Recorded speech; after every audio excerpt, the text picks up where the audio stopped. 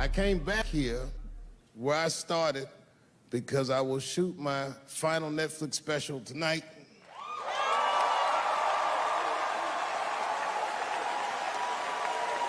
That's right.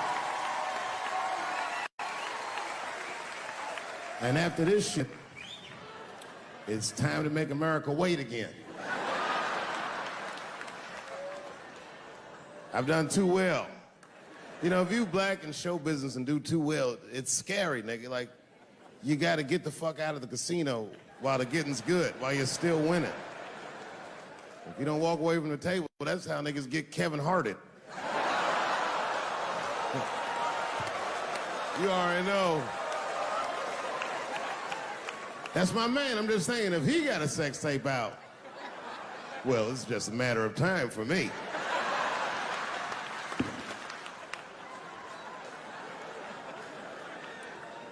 But you know why I be thinking sometimes I want to stop doing comedy? And you know, I don't want to sound like a braggart saying this, but the real, like, reason I want to stop is because I'm too goddamn good at it. I'm not even exaggerating. It's not exciting. Every night before I come out on stage, I'll be backstage like, I'm sure this is gonna go well.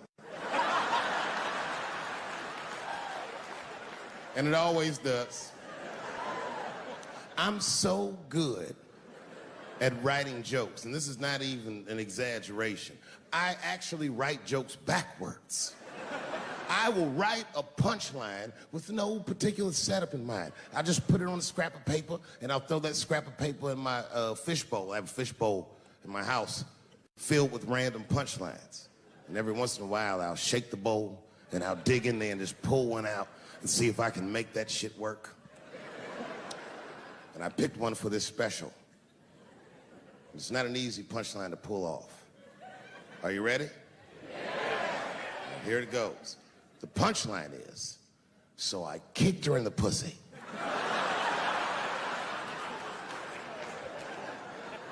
I haven't finished the joke yet. I just know whatever happens in the beginning of the joke, at the end of the joke, for some reason, I'm gonna kick somebody in the pussy. And it's going to be hilarious. And you know what's weird? I've always remembered a time when I wasn't. You know, when I was growing up, I was probably about 8 years old, and at the time, we were living in Silver Spring. Yeah. Yes. Common misconception about me in D.C., a lot of people think I'm from the hood. That's not true. But I never bothered to correct anybody because I wanted the streets to embrace me. As a matter of fact, I kept it up as a ruse. Like, sometimes I'll hang out with rappers like Nas and them, and these motherfuckers will start talking about the projects. Yo, it was wild in the PJs, yo. And I'll be like, word, nigga, word. But I don't know. I have no idea. My parents did just well enough so that I could grow up poor around white people.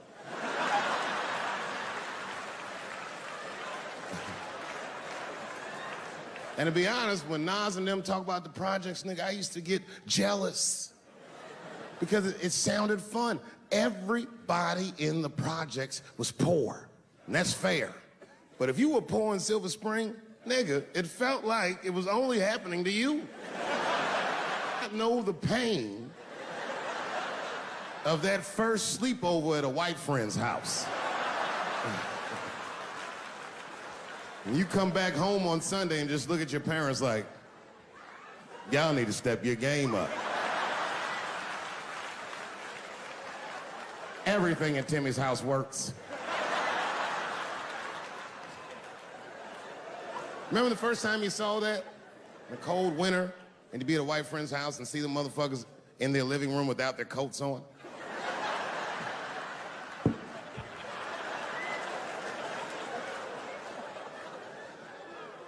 Timmy was one of my first white friends, like, in my life, man. He's a good dude, too. He moved to Silver Spring from Utah, of all places. I guess his family was affiliated with that Mormon church they got down there, and me and him used to hang out. And one day I was at his house, we were just hanging out, and Timmy says, Dave, why don't you stay for dinner tonight? I said, oh man, I'd love to, but I can't. If I'm not home before dark, my mother will kill me. That was a lie. My mother had several jobs. I hadn't seen her in like 3 or 4 days. At that point in my life, it was my experience that white dinner wasn't delicious.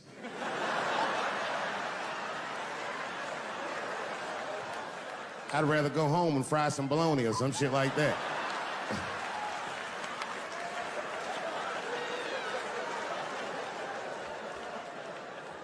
But then old Timmy threw me a curveball I wasn't expecting. He said, well, it's too bad you can't stay, Dave, because Mom made stovetop stuffing.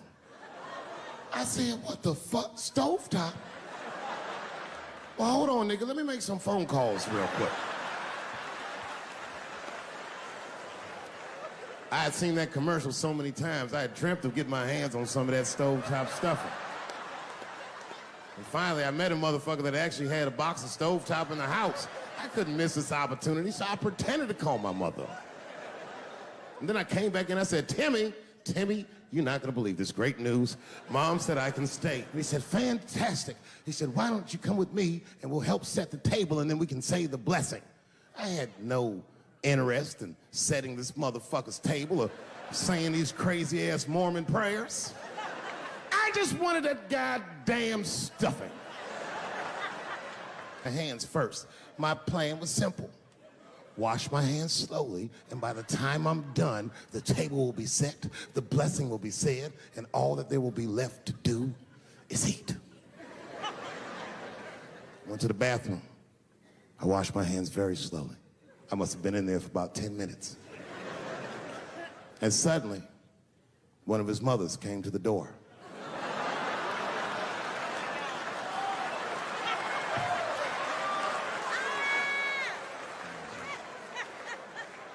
She was like, hi, David, right? I said, yes, ma'am. She said, Timmy tells me that you're planning on staying for dinner. I said, I hope that's not a problem, ma'am. She says, no, it's no problem. In fact, we'd love to have you. It's just that we weren't expecting company. And I'm afraid there's not enough stovetop stuffing for everybody. So I kicked her in the pussy. Bam! Ladies and gentlemen, I told you I'm dope, nigga. I told you what I was gonna say and you still didn't see it coming. And that's why I make the big bucks.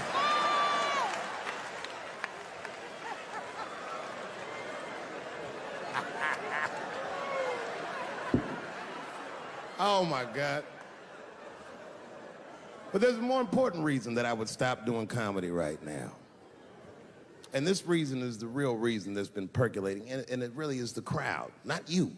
I'm talking about the crowd on the big stage. It's too hard to entertain a country whose ears are so brittle. Motherfuckers are so sensitive, the whole country is turned into bitch-ass niggas.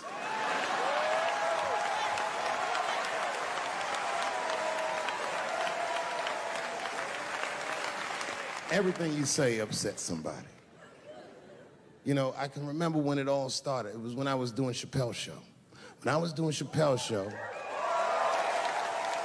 I used to do the show, and then on the weekends, I do like concerts and shit like that. So I'm doing a concert, and there was a couple in the front row, beautiful couple. The wife was obviously Asian. You could see it in her face.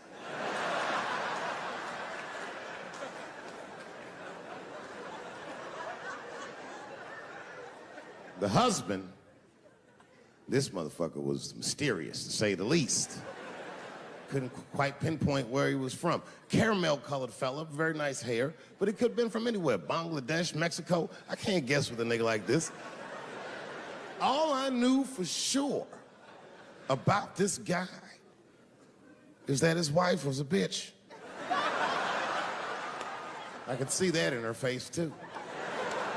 No, he was laughing and having a good time, and she was scowling at me at a goddamn comedy show. I couldn't figure it out.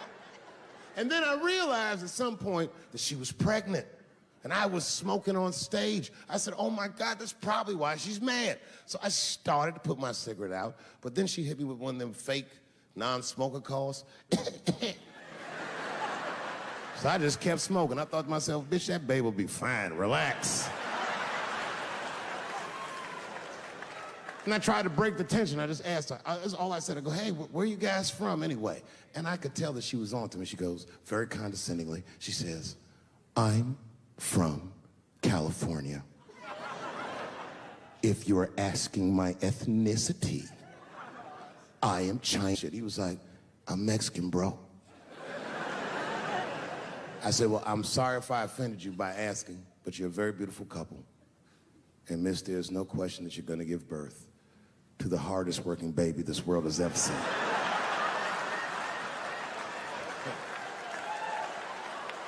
That's not a bad joke.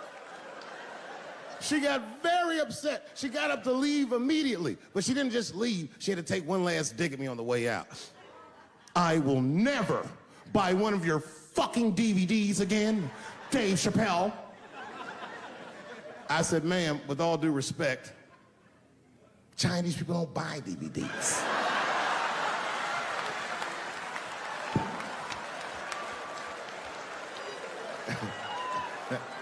And the crowd went crazy. We were all laughing, having a good time. I didn't even think anything of it.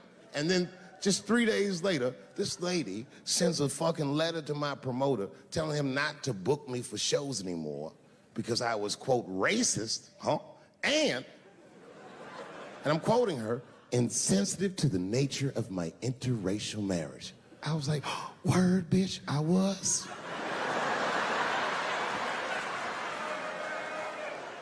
If she would know that I myself am in an interracial marriage. That's right. In fact, my wife is Asian too. Surprise, bitch, I'll see you on Thanksgiving.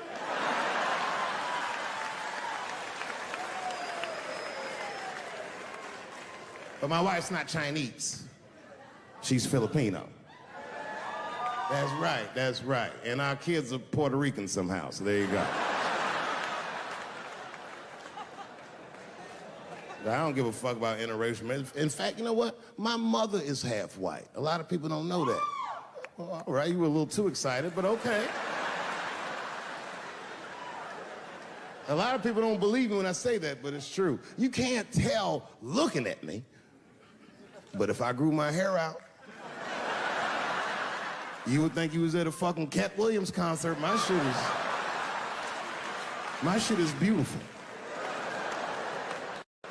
But motherfuckers are just taking it too far. I don't know why or how everybody got this goddamn sensitive. You know who hates me the most? The transgender community. Yo, yeah, these motherfuckers. I mean, I didn't realize how bad it was. These motherfuckers are really mad about that last Netflix special.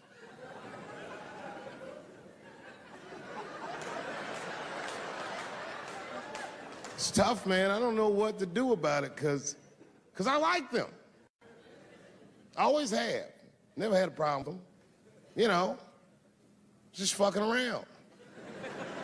As a matter of fact, I think I make fun of everybody, and I mean, as a group of people, they have to admit, it's kind of fucking hilarious, man. I'm sorry, bro. It's like, I've never seen somebody in such a hilarious predicament not have a sense of humor about it. They're born feeling like there's something other than they're born as, and that's kind of funny, you know? I mean, it's funny if it's not happening to you.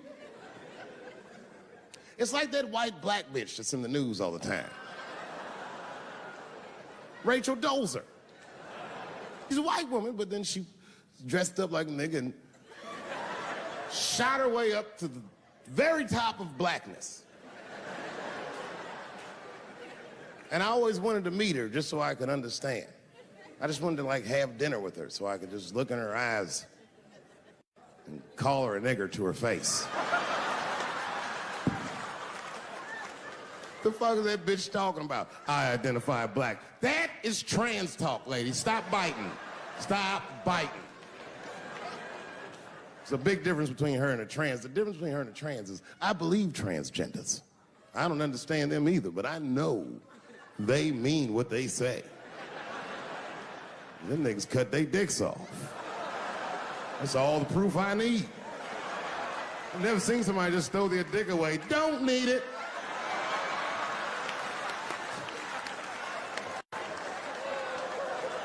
I don't understand, but I believe you and I support your decision, motherfucker. But how far is Rachel willing to go? What is Rachel willing to do so that we blacks can believe that she believes she's actually one of us? Bitch, are you willing to put a lien on your house? Invest in a mixtape that probably won't work out?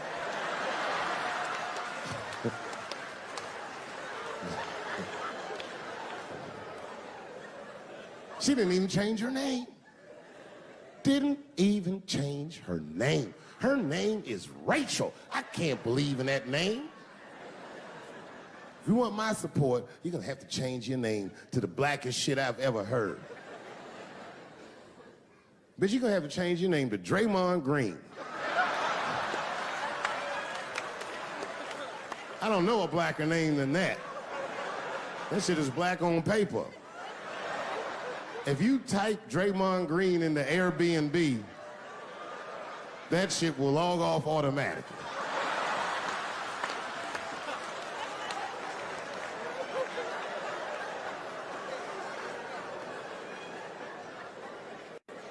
Yeah, people get mad, bro. People get mad about everything I say. I was doing a show. I was in Portland, Oregon, and I was checked in a hotel under the name Charles Edward Cheese.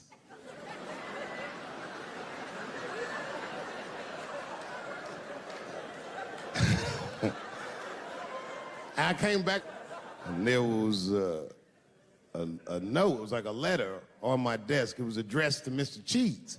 So obviously, I'm going to assume that whoever wrote this letter must be an intimate friend of mine. This is not some kind of name that a person would just guess. But then I open the letter, and it turns out I don't know this person at all. It's a fan letter. You know, I'm not even used to the idea that I have fans, but I'm grateful for it. And even though I'm grateful for fans, I don't read those letters. Be nice if I did, but realistically, it's like, what am I, Santa Claus, nigga? I don't have time for this. Like, got shit I want to do. I'm trying to chill. Read all these dreams and wishes from strangers, but I read it. I'd already opened it. So I just read the whole letter. And you know what, man? Whoever wrote this letter truly loves me. I mean, they were really fucking nice in the letter. And then they described to me what it was like to come to the show, how excited they were, how much fun they were having. And then they said that when I got to my jokes about transgenders, that they were, quote, devastated. Because it turns out that whoever wrote the letter was transgender. Now, I'm going to be real for a second. You got to understand, I never feel bad about anything I say up here.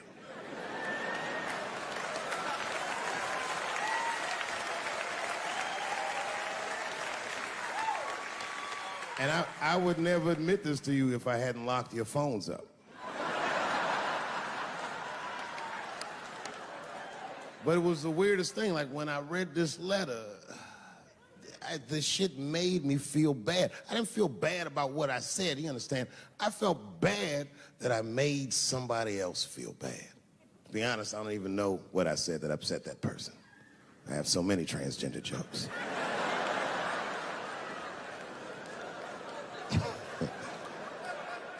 But I feel like it was probably this joke I'm about to tell you right now. And it's not even that bad of a joke. It's a true joke. I mean, it's not true, but I had read in the paper that 𝐃𝐚𝐯 Jenner was contemplating posing nude in an upcoming issue of Sports Illustrated. And I know it's not politically correct to say these things, so I just figured, fuck it, I'll say it for everybody else. Yuck. Oh, sometimes I just want to read some stats. I don't know why you're gonna cram some man pussy in the middle of the sports page like this. I just didn't think that was the place for it. But I wasn't saying anything like Caitlyn Jenner's a bad person. I'm not mad at her for doing it. I'm not even mad at Sports Illustrated. If I'm mad at somebody, I'm probably just mad at myself. You understand? Because deep down, I know that I am not strong enough to not look at those pictures.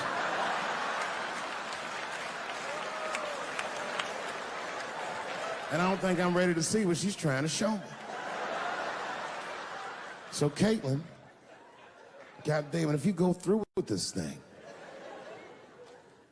bitch, you better go hard or go home. I want you to go all the way. Hustler style. Do you know what hustler style means, miss? That means spread the lips.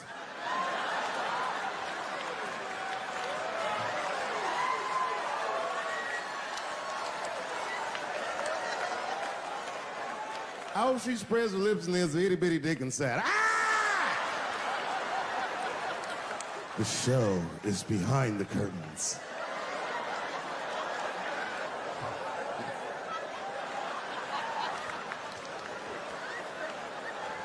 I don't know what I said that upset that person. But I'm gonna tell you something. When I read that letter, and the moments after I read it, I did something that many black men in America do not have the time or the money to do. I thought about how I felt.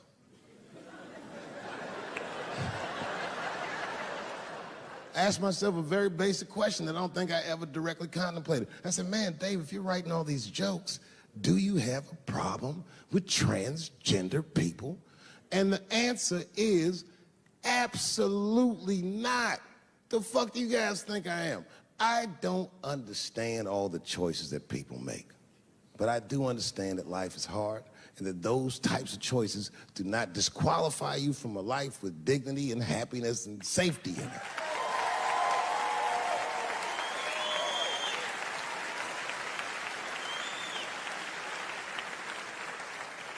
But if I'm honest,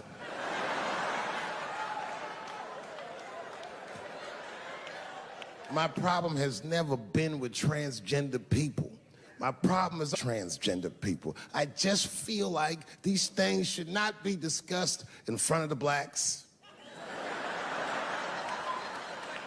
It's fucking insulting, all this talk about how these people feel inside. Since when has America given a fuck how any of us feel inside?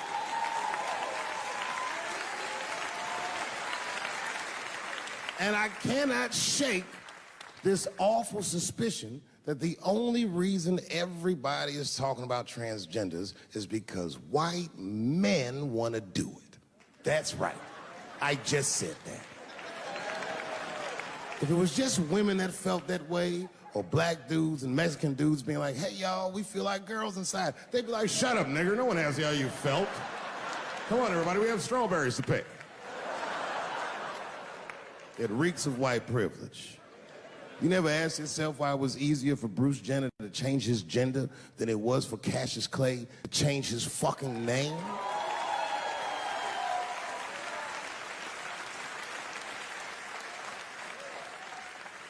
And if I were to be brutally honest,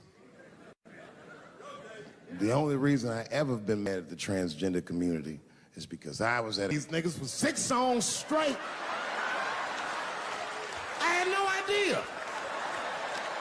And then the lights came up and I saw them knuckles. I said, oh no! And everybody was laughing at me. Hi, world star.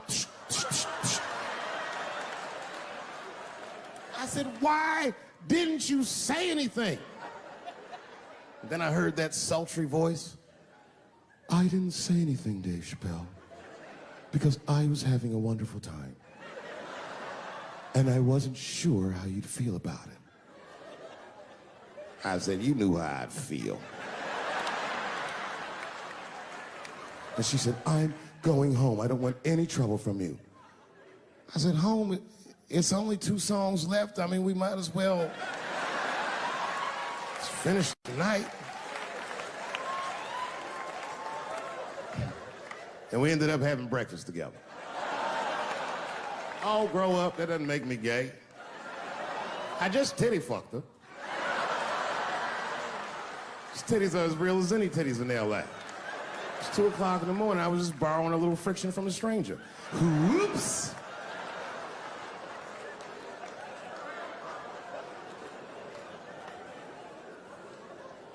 It's the madness of youth. It's the types of mistakes that a man makes when he's young. I wouldn't even know that it's necessarily a mistake. It was a wild night out. But I don't do it like that anymore. I'm old. I'm 44 now. Hey. It's the first time in my life I've ever, like, started to physically feel my age. It's tough, man. You know how I know I'm getting old? This is embarrassing, but I was in my hotel room. I'm not gonna lie, I was jerking off, like. And I was, like, really sweating it out. And this is when I knew I was old. I just gave up in the middle, like nothing even happened.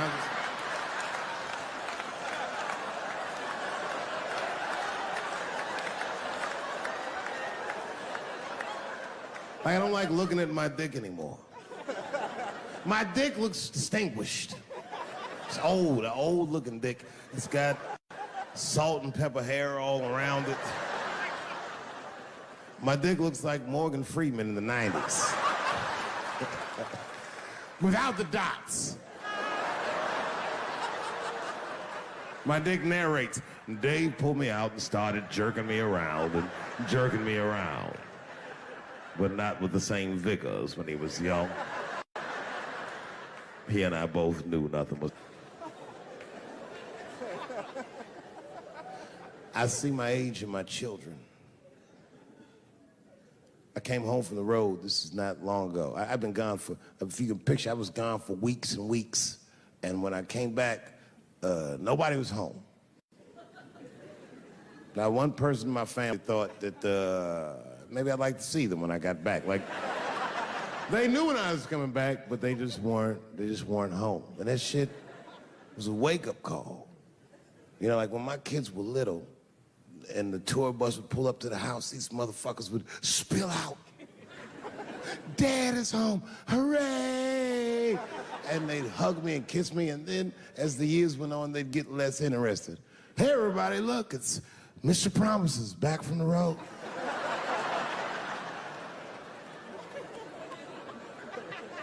But empty house, that's some cold shit. And I went into my oldest son's room. I was like, hello, hello. He was gone. And I'd never done this to him before, but for some reason I just did it. I just looked through his shit. Just to see who this motherfucker was becoming.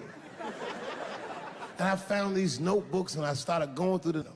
Written as his handwriting. I didn't even know this nigga wrote poems. And then I looked through his drawers and I opened up his middle drawer. And I found this rolling paper. And I looked down at them papers like, oh, that's where that poetry's coming from.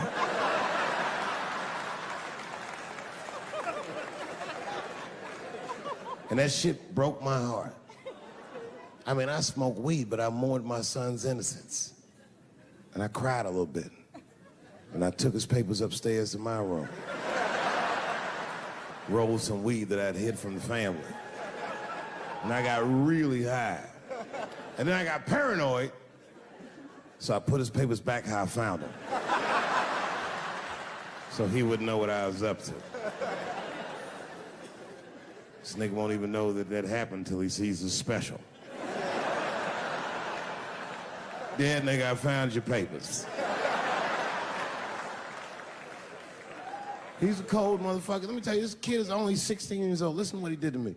This motherfucker calls me up in the middle of the night. It was 1 o'clock in the morning. He goes, Dad, don't be mad. I knew something was, what's going on? He said, listen, I'm fine. And don't forget, you told me to do this.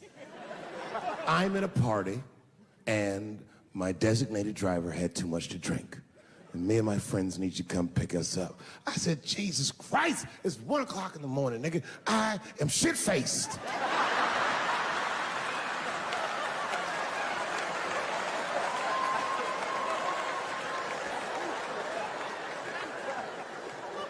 But I figured, fuck, it's better me than some kid. I might as well roll the dice and go pick my nigga up. I said, all right, I'm coming to get you. Just give me the address and I'll be right there. And then he gave me the address and I was shocked. I said, son, you are not gonna believe this, but I'm at the same party, nigga.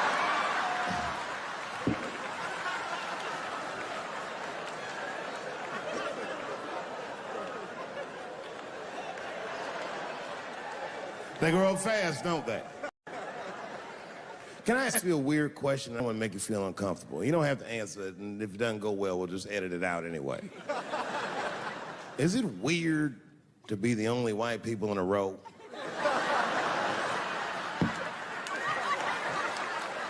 Is it weird? I mean, to be honest, does it feel strange? Are you worried at all?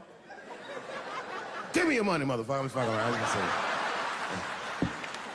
This guy got ice in his veins. He didn't even buckle. You know, like many black men my age, the first time I voted was 8 years ago. Right. I saw Obama on TV and said, oh, I'm voting for this nigga. I remember the day I voted for Obama. I voted in Ohio, and my vote matters in Ohio. Ohio is a battleground state. But when I pulled up to the polls, all the soldiers were in line. There were so many black people in that goddamn line, I didn't even know it was a polls. I thought it was a check cashing place.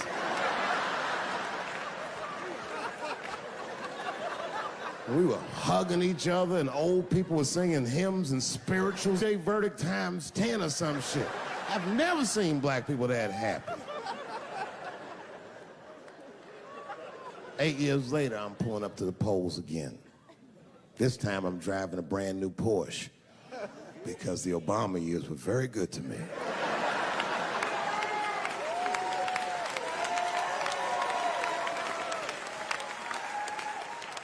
I was early voting, and when I parked my car, I figured out something that it would take the rest of the country another week to figure out. I understood that Donald Trump was going to be our next president because in Ohio, unlike D.C., you could see the results in the parking lot. Saw these goddamn pickup trucks and tractors and shit.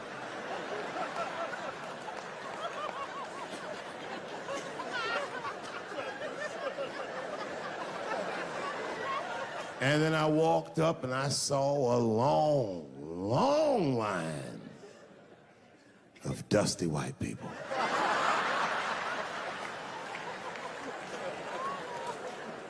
Yes, ladies and gentlemen, these were the poor whites. And I must tell you, I've never had a problem with white people ever in my life. But full disclosure, we've gotten a lot of trouble out of them. And I'd never seen so many of them up close. I looked them right in their coal-smeared faces. And to my surprise, you know what I didn't see? I didn't see one deplorable face in that group. I saw some angry faces and some determined faces, but they felt like decent folk. No, they did. In fact, I'm not even lying, and I didn't sound fucked up, but I felt sorry for them. I know the game now. I know that rich white people call poor white people trash. And the only reason I know that is because I made so much money last year, the rich whites told me they say it at a cocktail party.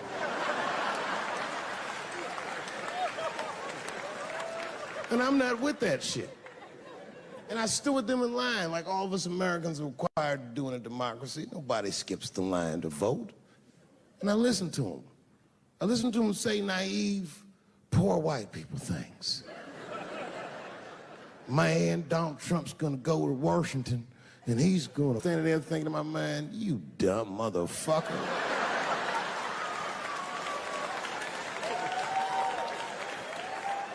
You are poor. He's fighting for me.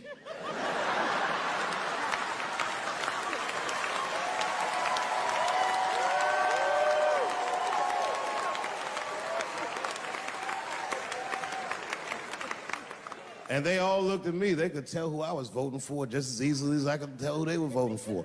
But do you guys know what we all had in common?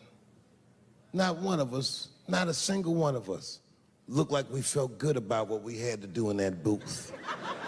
We were just doing our goddamn duty. Yes, I voted for Hillary Clinton. Of course I did.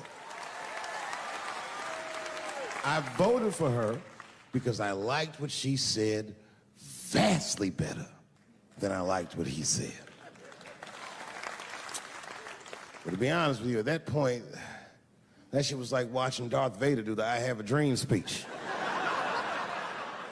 That bitch is mean as hell. She'd already Karate Kid swept Bernie Sanders' legs from underneath him. Boy, it was hard voting for that shit. But it was the lesser of the evils. I know you were a Clinton supporter, Miss. I am sorry for her. But it didn't feel as good as it should have. She was gonna be our first woman president. They were gonna make coins out of this bitch.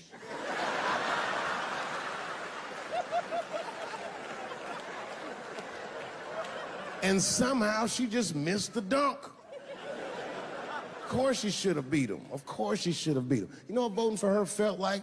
It was bittersweet. It felt like I was lucky enough to eat Halle Berry's pussy. And whilst I was doing so, she fucking farted in my face, man.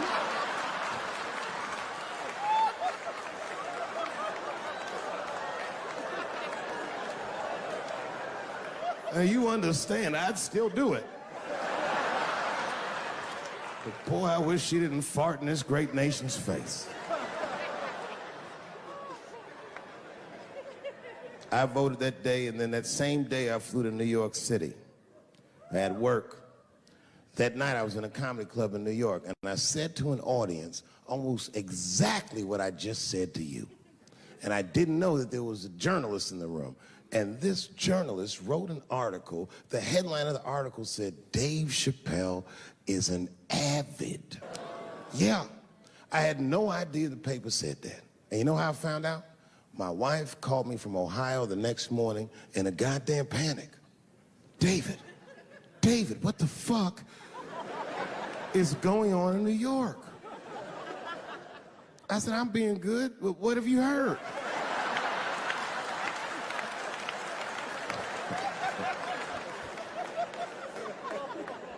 And my wife said, the paper is saying that you're a Donald Trump supporter. I was like, whew.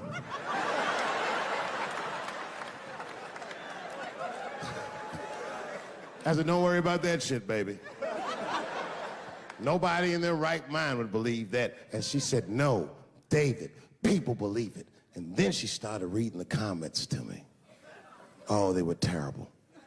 All these black people calling me all kinds of Uncle Toms and shit. I should tell you, buddy, this is a very serious allegation from one black to another. I was incensed. Uncle Tom? How am I Uncle Tom, nigga? You the one that reads The Observer?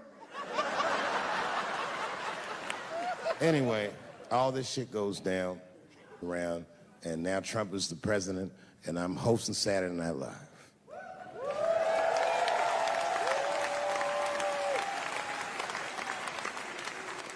And I didn't really prepare my monologue. I just kind of winged it.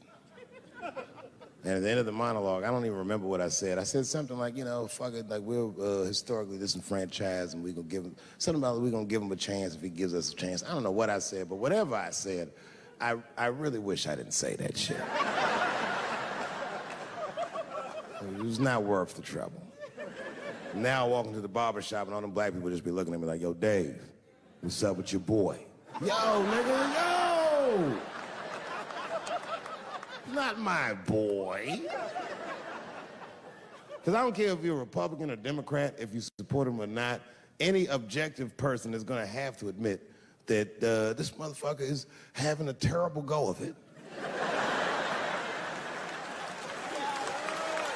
It really is. We've had presidents before that have done bad jobs, but this shit is worse than a bad job. It's scary to watch. Holy shit, it's like seeing a crack pipe in your Uber driver's passenger seat. The fuck is wrong with this guy? Yo, he is lunching, nigga. I watched Donald Trump in a press conference, and this motherfucker had all the media gathered, and this nigga literally asked the media to their face to stop finding shit out. I was like, yo, this motherfucker is bugging. And then, I'm not even making this up, his lips started sweating. His lips. Have you ever seen a motherfucker's lip sweat? What the fuck is wrong with this nigga's lips? It's like if you're on a plane, right? You ever been on a plane? I get scared to fly. I do it all the time. I be scared on there. And sometimes the plane will hit turbulence. And then I get nervous. But I always look at the flight attendant, and she looks calm, and it makes me feel calm. But if that bitch's lips were sweating,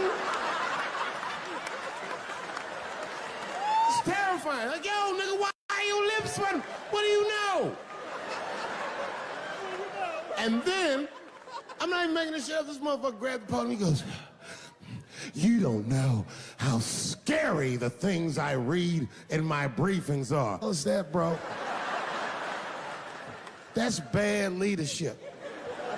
Even as a parent, you think I'm gonna sit my kids down? Hey, little man, come here real quick. I just wanna holler at you for a second. Yo, I'm 3 months behind on the rent, nigga, and I am worried. Very worried. Go to school and have a productive day, nigga. I was just thinking out loud, getting some shit off my chest. I'm like, what the fuck are you doing, bro? This is bad, man. Jesus Christ. All this motherfucker's ideas sound like high people ideas. Like he doesn't think these things through before he tells us. He just tells us what he's thinking as soon as it occurs to him. This shit sounds nuts. I'm gonna go to China and I'm gonna get those jobs from China and bring them back here to America. For what, nigga? So iPhones can be $9,000? Leave that job in China where it belongs. None of us want to work that hard. What the fuck is he thinking? Because I don't want to make them shits. What the fuck are you doing? Stop trying to give us Chinese jobs. I am going to bring back coal. Coal? I'm not even exaggerating. I have never in my life even seen a fucking lump of coal. I honestly don't even know what coal is for. If you're gonna have motherfuckers digging around in the dirt looking for shit, find me some truffles, nigga. That's what I'm about. And these truffle prices are getting out of control. If it gets any worse, I'm gonna be back down to regular butter like everybody else. Terrible, terrible job. This motherfucker hit North Korea with rap battle threats. Fire and fury, like, yo! Yo, what are you doing?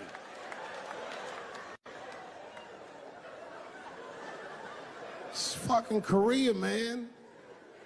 Kim Jong-un is a scary motherfucker. He might be as crazy as Trump. Some scary shit. And if you one of them naive motherfuckers that thinks that a war with Korea is gonna be easy, then you don't play Call of Duty at 3 a.m. like I do. Because that's when the Koreans play. Fucking 8-year-old Korean kid took out my whole goddamn platoon last night.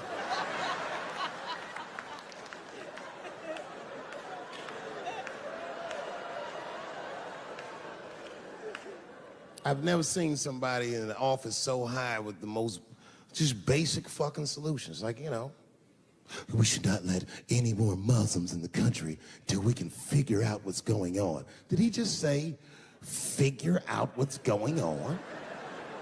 Who doesn't know how to do basic math? Let's count it out, okay? There's been 17 mass shootings in the United States. 4 of them were done by Muslims. None of those 4 Muslims were from any of the 7 countries in your stupid-ass original band.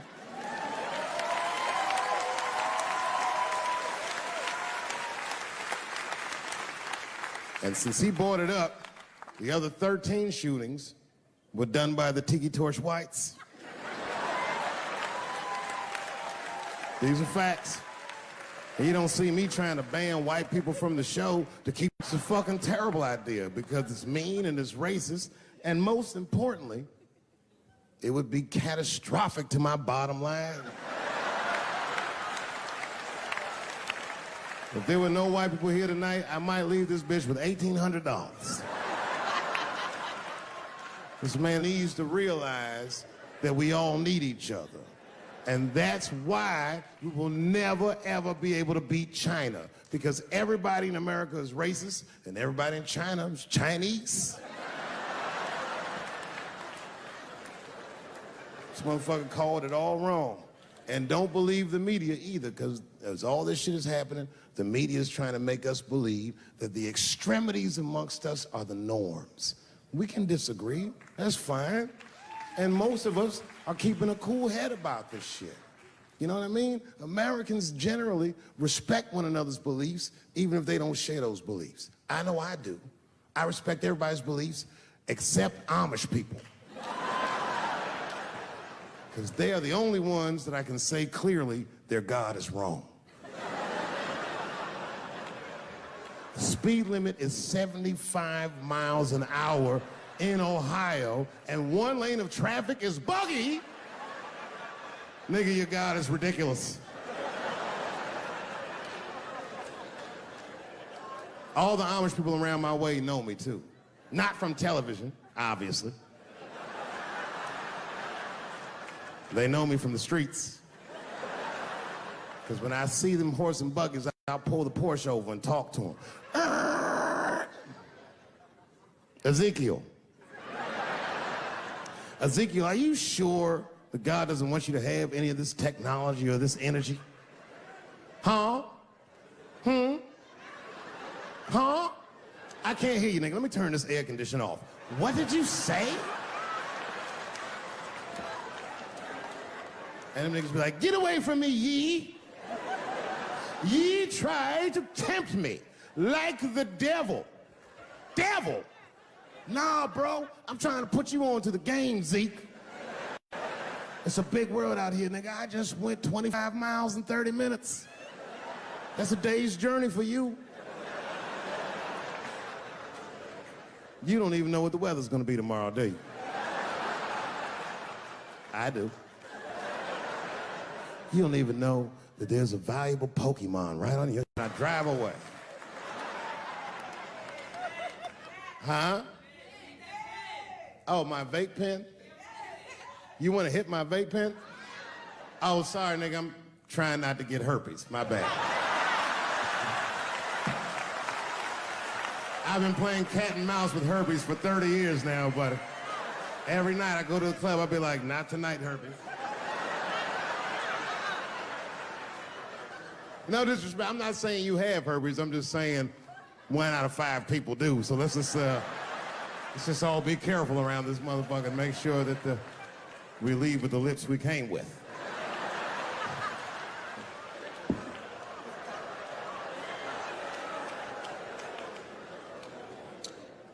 Sometimes I think that the media is hard on Trump, because I'll see shit that they get on him about that doesn't seem bad to me. I mean, a nigga got on Trump about not staying in the White House enough. Who gives a fuck? This motherfucker was rich. Used to shit in a gold toilet. It's true. I don't know if you've ever been to the White House. It looks like a very nice place to work, but I wouldn't want to live in that Scooby-Doo ass house either. That shit's terrifying looking. Imagine you trying to jerk off.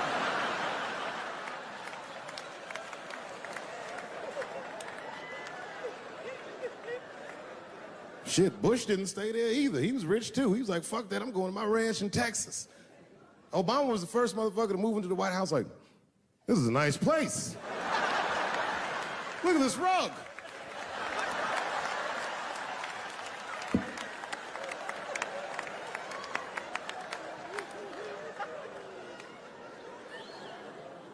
The media got on him about putting Jared Kushner in his cabinet, and I didn't think that that was the worst thing he'd done. I mean, it was still early, and I mean, it's not unprecedented. Kennedy had his brother as the attorney general, right? And this motherfucker's a Washington outsider. To be honest with you, I'd probably do the same thing.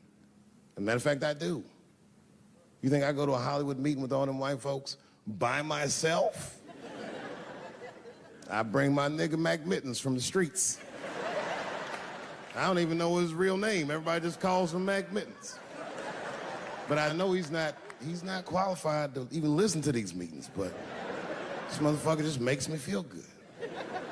And all the white people look at me like, Dave, do you mind asking your friend Mac Mittens to excuse us so that we can talk business? And I say, fuck that. Anything you say. He listened to the whole meeting. And when they done talking, I just look over at Mac Mittens, and if he gives me the signal, meow, meow, I'll sign the papers. It's a gut check. Or how about this one? Remember when it was the day after the election and the president of Taiwan called Donald Trump to congratulate him? And Donald Trump, you know, of course, took the call and talked to the president of Taiwan. The problem with that was Taiwan doesn't have a president. The United States functions on what they call a one China policy, and Taiwan is a renegade province of said China. And Donald Trump didn't know that and picked up the phone and started yammering away, and the media ate his ass up. And I'm not gonna lie, I was laughing like shit. I was like, oh shit, this dumb motherfucker is in trouble. And then that night I was in bed drifting off to sleep, and then I had to admit it to myself. I was like, I didn't know that shit either.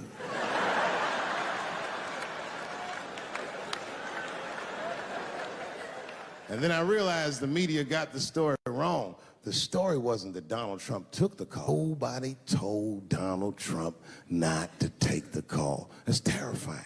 God damn, nigga, you don't have a Mac Mittens on your team?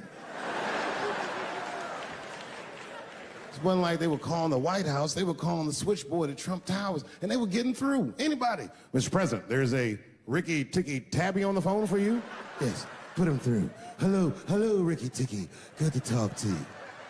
Mr. President, there's a John Jacob Jingleheimer Smith on the phone. Oh, his name is my name, too. Put him through. Hello, John Jacob. Let's talk business. How many people in this room are not originally from the United States? My round of applause. Where are you from, bro? You right there. Iraq. You're from Iraq? Ew. I was fucking around. How long have you been here in the country? 23 years. 23 years? Are you a citizen yet? You are? Congratulations, nigga. Congratulations. Well, welcome to this great land. You know, I'm gonna give you a history lesson, because I'm sure this wasn't on your entry exam. But every naturalized American has heard something about what I'm about to tell you. A picture is the early 50s in the United States. This 14-year-old boy goes down from Chicago to Mississippi to meet his extended family for the first time. He'd never been to Mississippi. And before he went, his mother said to him, very pointedly, she said, if a white man looks you in your eyes in Mississippi, look away. And I don't know what you know about black people from Chicago, but they're not a scared people. Legend has it, he was in front of a convenience store hanging out. A white woman walked out of the store, and he thought she was pretty, and he said, bye, baby. Not realizing that he had just made a fatal mistake. 4 days later, a group of adult white men burst into this family's home and snatched a 14-year-old boy out of bed in front of his family that was powerless to stop them, and he was never seen alive again. His name was Emmett Till.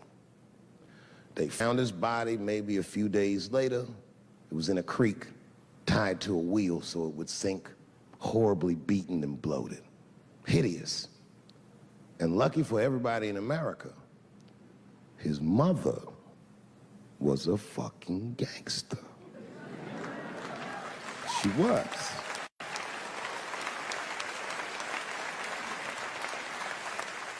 If you can imagine, in the very midst of a mother's worst nightmare, this woman had the foresight to think about everybody. She said, leave my son's casket open. She said, the world needs to see what they did to my baby. And every publication here in the United Times had this boy's horribly bloated body on its cover. And if our civil rights movement was a car, this boy's dead body was premium gas. This was a very definitive moment in American history where every thinking and feeling person was like, ugh, we got to do better than this. And they fought beautifully, and here we all are.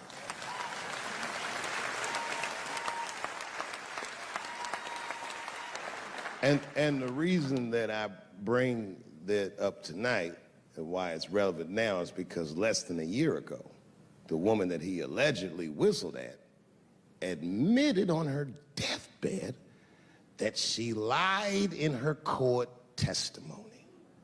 And you can imagine when we read that shit, we was like, ooh, you lying ass bitch.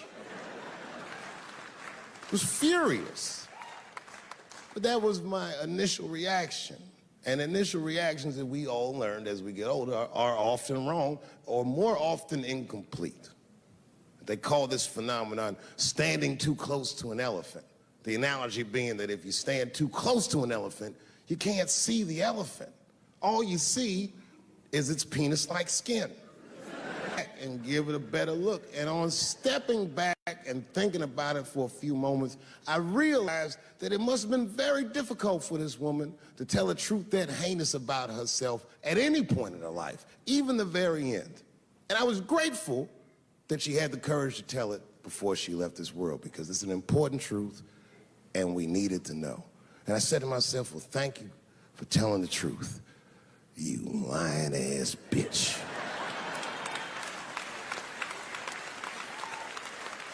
And then time goes on, and then after time, you can kind of see the whole elephant. And it's humbling, because you realize that this woman lied, and that lie caused a murder. But that murder set in motion a sequence of events that made my wonderful life possible, that made this very night possible. How could this be that this lie could make the world a better place? It's maddening. And that's how I feel about this president. I feel like this motherfucker might be the lie that saves us all. Because I have never felt more American than when, Jesus Christ, it's good. And when it happens, I can see everybody that's struggling. So if I'm on stage and I tell a joke that makes you want to beat up a transgender, then you're probably a piece of shit and don't come see me anymore. Or if you don't understand that when a football player takes a knee during the national anthem, he's actually standing up for me, then you might not want to fuck with me anymore. But I swear, no matter how bad it gets, you're my countrymen. And I know for a fact that I'm determined to work shit out with y'all. And if that woman that said that heinous lie was alive today, I would thank her for lying. And then I would kick her in the pussy.